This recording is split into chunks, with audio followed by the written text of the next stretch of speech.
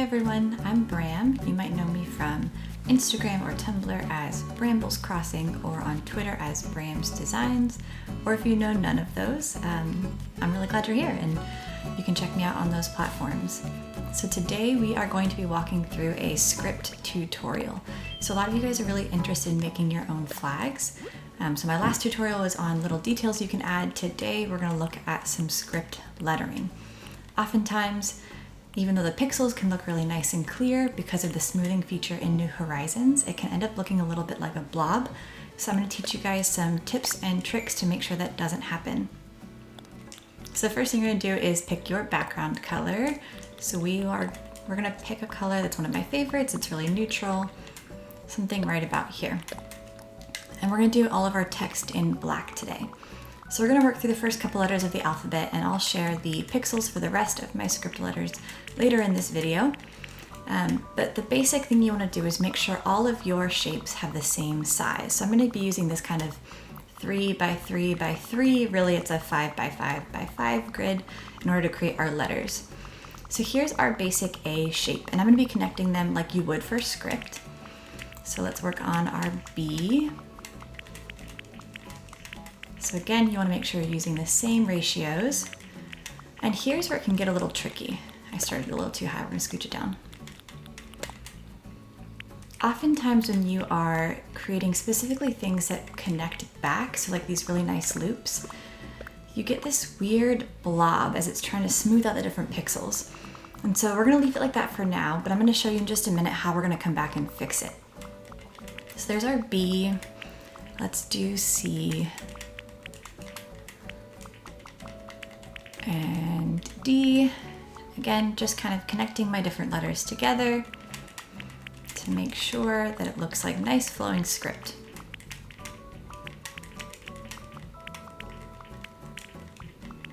So I try to make it look a lot like hand lettering or calligraphy. So if you notice, I do a lot of these big loops on my letters like B and D. You'll see an L and F. So there's our first 4 letters. So one of the things you might notice is some of these points down in places like this look really sharp. And then like I said before, we get this weird blob. So we're gonna use a couple other colors to kind of trick the pixels into doing what we want. So the first thing you're gonna want is a shadow color. So this is really close to our background color, which was here. This one is just a slightly more vivid and then dropped down in brightness. And we're gonna add that into kind of the corners of the places that we wanna smooth out. So as we add it down here, you can see it goes from being really sharp, like this one, to being a nice smooth curve. So we're gonna do that in all of these low places like this.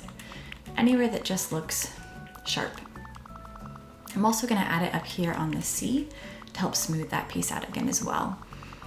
You can also do things like add a little point here to try and make the A look a little bit more fancy.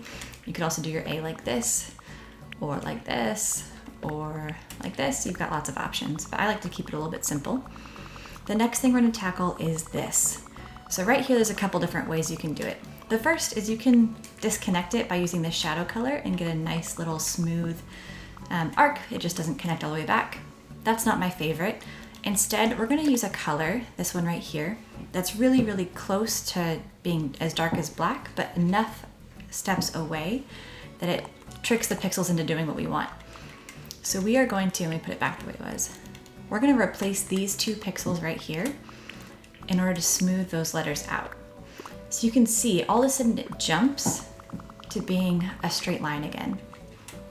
And if you change this color, I'm going to change it so you guys can see it.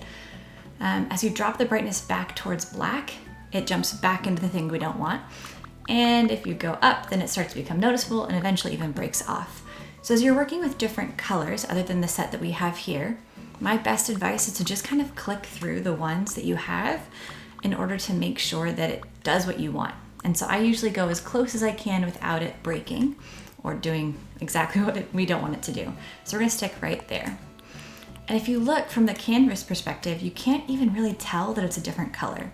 And so that's the real trick, is just pretending that we're using the same color, close enough that your eyes can't really tell the difference. So I'm going to really speedily go through the rest of these letters. I'm going to stop talking for a minute and just let it go. And then we will come back and I'll close out. All right, here we go.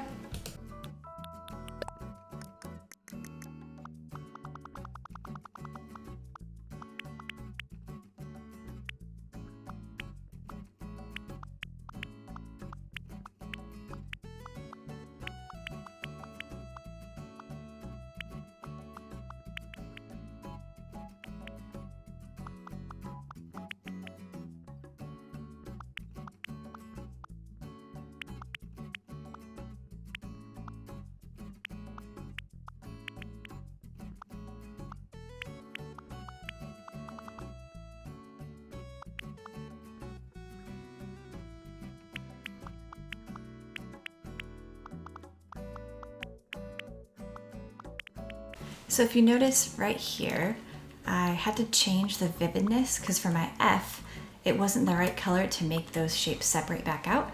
And so I just adjusted the vividness. So even though this color looks really nice at the top, this one works just as well, but gives us the shape we want on F. So you could either add another color. I'm just gonna adjust it from here.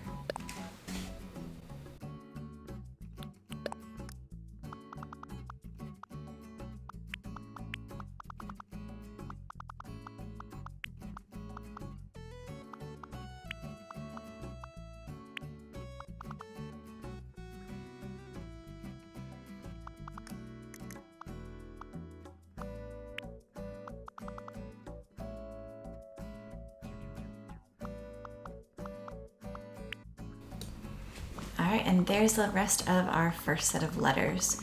So a couple things to note. If you see here, this section looks really weird before we add that shading, but as soon as we add this color right here, it smooths out both the H and forces those colors to kind of push back, as well as the I. And you can do something similar here. It's just kind of up to your preference. So I'll post the rest of the pixels for my alphabet at the end. Hopefully this was really helpful. Remember, as you're adjusting colors, you just want to be looking for things that blend but don't kind of smush together. Thank you so much for watching. Don't forget to tag me in your creations. I would really love to see all of your amazing work as you're using these tutorials. My handles are at the bottom or in the description. And if you found this video helpful, please like, comment, subscribe, which feels really weird to say, but I guess it's YouTube, so you have to say those things. And make sure to leave your ideas for my next tutorial in the comments.